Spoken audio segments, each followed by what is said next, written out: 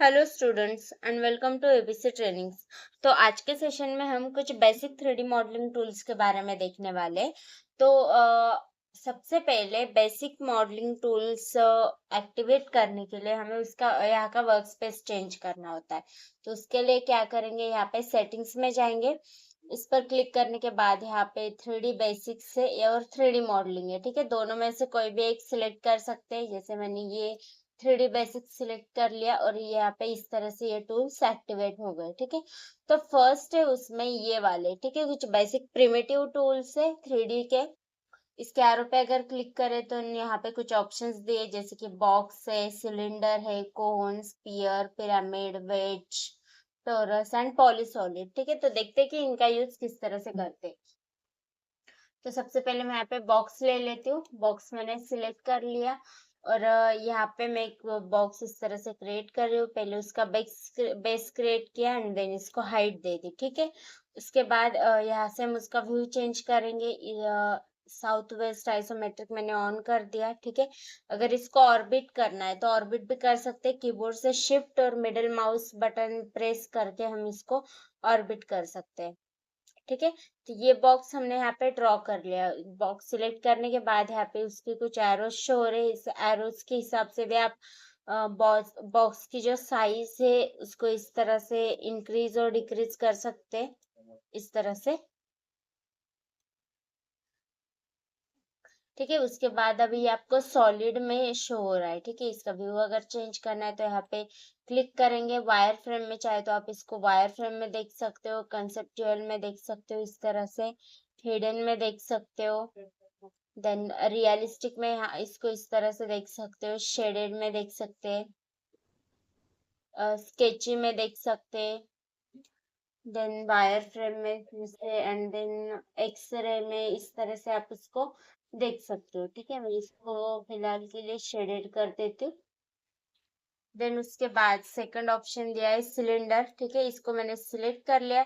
Same इसका भी हम पहले इस तरह से बेस क्रिएट करेंगे एंड देन इसको हाइट देंगे। हाइट हम कीबोर्ड से भी प्रेस करके डाल सकते हैं। मान लो मुझे इसकी हाइट चाहिए 100 प्रेस कर देना है और एंटर करना है। ठीक है, इस तरह से इसके भी साइज हम इस तरह से एडजस्ट कर सकते हैं एरो के हिसाब से। मान लो आपको इसकी लेंथ कम और ज्यादा करनी है तो इस तरह एरो की हेल्प से आप इसको एडजस्ट कर सकते हैं, इस तरह से। ठीक है, देन नेक्स्ट है कोन। कोन सिलेक्ट कर दिया। इसका भी सेम हम पहले इस तरह से बेस क्रिएट करेंगे और या फिर आप उसका डायमीटर यहाँ पे प्रेस कर सकते हो। मान लो मुझे इसका 50 डायमीटर चाहिए, 50 डाल दिया, एंटर कर दिया। कर्सर ऊपर लेकर आना है एंड इसकी हाइट हमें डालनी है। मान लो मुझे 100 की हाइट चाहिए, 100 प्रेस कर देना है और एंटर करना है। ठीक है, इस तरह से क्या कर सकते हैं, एक कोन हम क्रिएट कर सकते हैं। देन उसके बाद है यहाँ पे स्पीयर। स्पीयर सिलेक्ट कर लिया एंड देन एक बेस पॉइंट देंगे हम उसका और इस तरह से क्रिएट कर देना है। ठीक है, आप चाहे तो इसको डायमीटर भी दे सकते हो। मान लो मैंने 100 डायमीटर दे दिया और एंटर कर दिया, या फिर आप सिंपली क्लिक करके इसको इस तरह से रैंडम भी क्रिएट कर सकते हैं। देन उसके बाद है पिरामिड। पिरामिड सिलेक्ट कर लिया। सेम इसको भी हमें पहले बेस क्रिएट करना है। ठीक है, एंड देन इसको हाइट देनी है, इस तरह से। तो सिलेक्ट करने के बाद इन एरोस के हेल्प से आप क्या कर सकते हो, इसके साइज को चेंज कर सकते हो, इस तरह से। इसकी हाइट यहाँ से चेंज कर सकते हैं।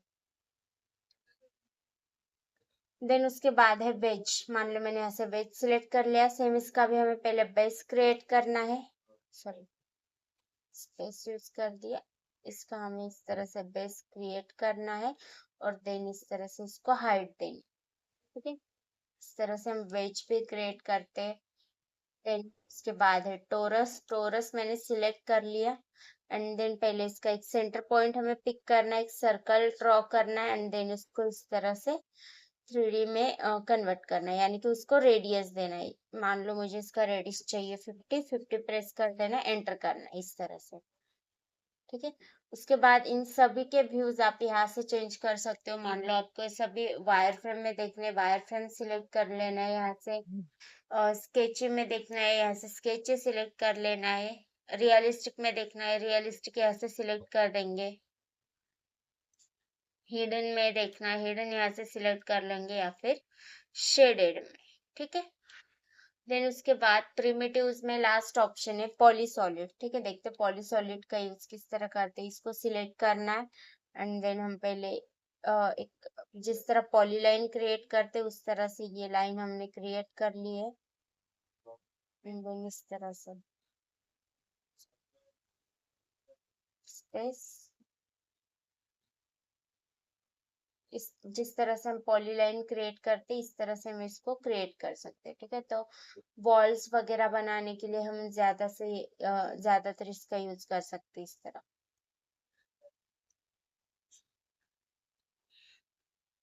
देन उसके बाद है यहाँ पे एक्सट्रूड का ऑप्शन दिया गया है, ठीक है। तो देखते हैं कि एक्सट्रूड हम किस तरह से यूज करते हैं।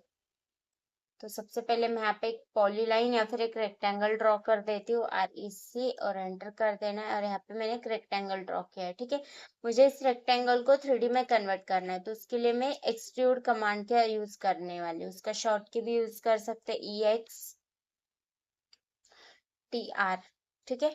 EXTR यूज करके एंटर कर सकते हैं या फिर यहाँ से भी कमांड एक्टिवेट कर सकते हैं। देन उसके बाद सिलेक्ट करना है रेक्टेंगल और कीबोर्ड से एंटर प्रेस करना है, ठीक है। तो इस तरह से हम इसको 3D में कन्वर्ट कर सकते हैं। देन इसकी हाइट हमें देनी, मान लो मुझे इसकी हाइट चाहिए 50 एंड एंटर कर देना है इस तरह से, ठीक है।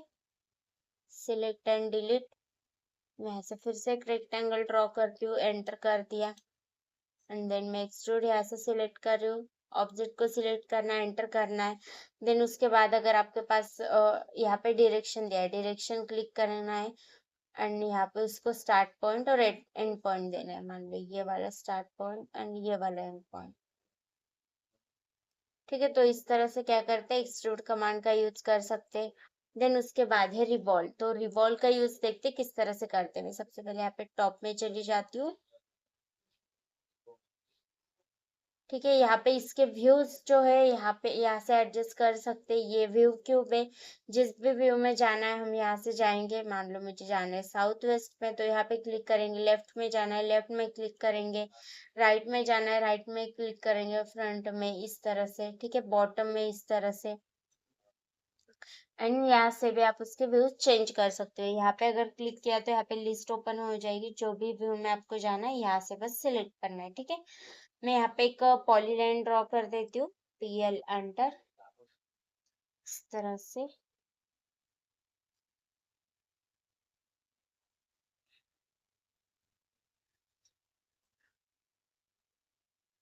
सॉरी, लाइन में यहाँ पे ड्रॉ कर रही हूँ, एक लाइन मैंने ड्रॉ कर दी एंड देन यहाँ पे मैं आर्क ड्रॉ कर रही हूँ, ARC enter, first point, second point and third point, ठीक है। एक आर्क मैंने यहाँ पे इस तरह से ड्रॉ कर लिया और मैं यहाँ पे रिवॉल्व कमांड का यूज करने वाली हूँ। तो REV उसका शॉर्ट की है, कीबोर्ड से REV प्रेस कर देना या फिर यहाँ से भी कमांड एक्टिवेट कर सकते। REV प्रेस कर दिया, एंटर कर दिया एंड देन हमें ऑब्जेक्ट को सिलेक्ट करना है। ऑब्जेक्ट सिलेक्ट कर लिया, देन इसको हमें एक एक्सिस दे, सॉरी एंटर करना है एंड देन इसको एक एक्सिस देना है। मान लो ये वाला लाइन का मिड पॉइंट है, तो इस पर क्लिक कर देना है यहाँ से यहाँ तक और इसको हम इस तरह से रिवॉल्व कर सकते हैं, ठीक है। इस तरह से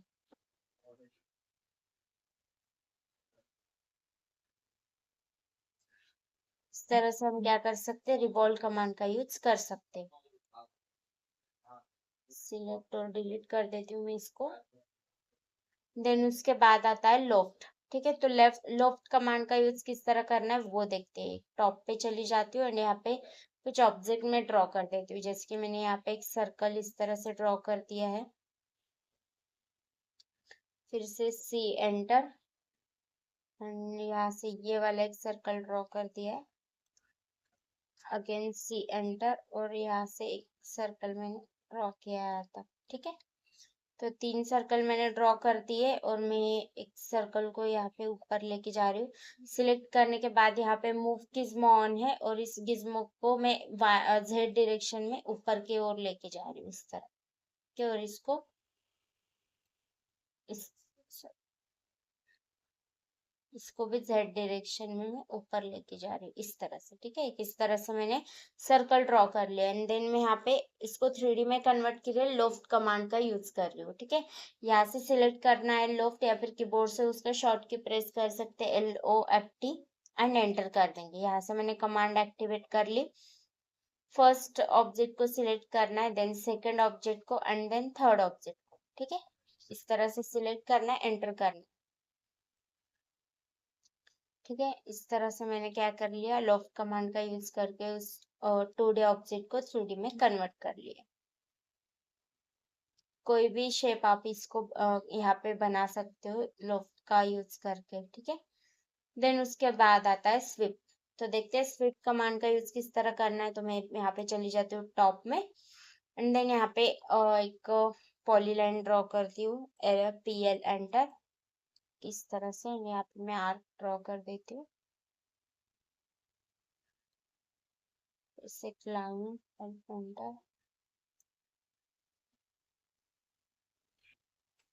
डबल एंटर, ठीक है। एंड मैं यहाँ पे एक सर्कल बना रही हूँ, एंटर। यहाँ पे उसका पॉइंट दे दिया,